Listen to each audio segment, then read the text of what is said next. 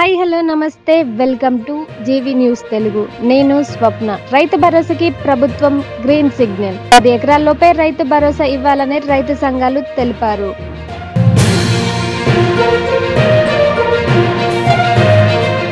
రైతు భరోసా పథకాన్ని 10 ఎకరాల్లోపు సాగు భూమి ఉన్న వారికే ఇవ్వాలని రైతు సంఘాల రాజకీయ నాయకులు అభిప్రాయపడ్డారు.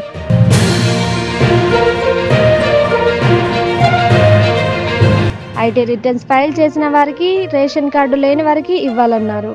ఖమ్మంలో బుధవారం డిప్యూటీ సీఎం బట్టి పొంగిలేటి ఆధ్వర్యంలో సబ్ కమిటీ ప్రజాభిప్రాయ సేకరణ చేపట్టింది.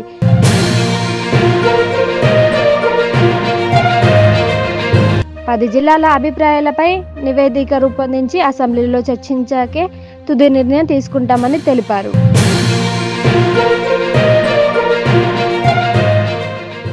హాయ్ హలో నమస్తే welcome to GV news Telugu. నేను స్వప్న. రైతు భరోసాకి ప్రభుత్వం గ్రీన్ సిగ్నల్. 10 ఎకరాల్లోపే రైతు భరోసా ఇవ్వాలని రైతు సంఘాలు తెలిపారు.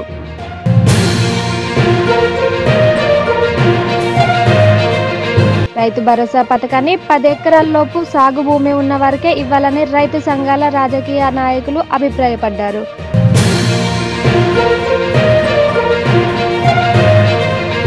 ఐటీ రిటర్న్స్ ఫైల్ చేసిన వారికి, రేషన్ కార్డు లేని వారికి ఇవ్వాలన్నారు.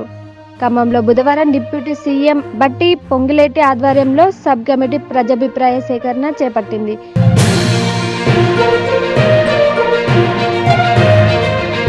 పది జిల్లాల అభిప్రాయాలపై నివేదిక రూపొందించి అసెంబ్లీలో చర్చించాకే తుది నిర్ణయం తీసుకుంటామని తెలిపారు.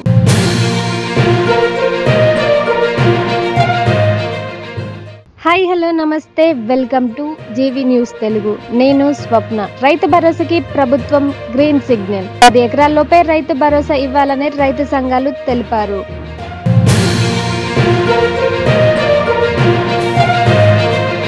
రైతు భరోసా పథకాన్ని 10 ఎకరాల్లోపు సాగు భూమి ఉన్న వారికే ఇవ్వాలని రైతు సంఘాల రాజకీయ నాయకులు అభిప్రాయపడ్డారు.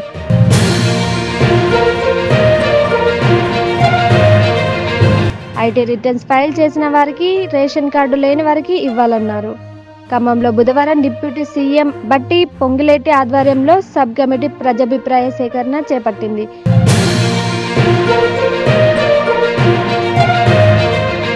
పది జిల్లాల అభిప్రాయాలపై నివేదిక రూపొందించి అసెంబ్లీలో చర్చించాకే తుది నిర్ణయం తీసుకుంటామని తెలిపారు.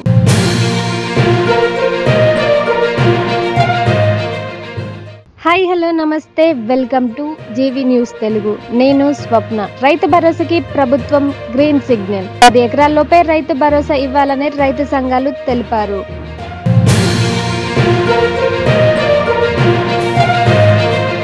రైతు భరోసా పథకాన్ని 10 ఎకరాల్లోపు సాగు భూమి ఉన్న వారికే ఇవ్వాలని రైతు సంఘాల రాజకీయ నాయకులు అభిప్రాయపడ్డారు.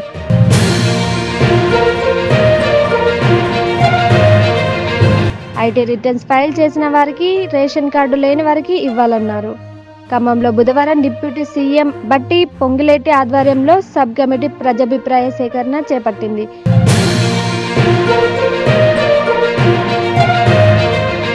పది జిల్లాల అభిప్రాయాలపై నివేదిక రూపొందించి అసెంబ్లీలో చర్చించాకే తుది నిర్ణయం తీసుకుంటామని తెలిపారు.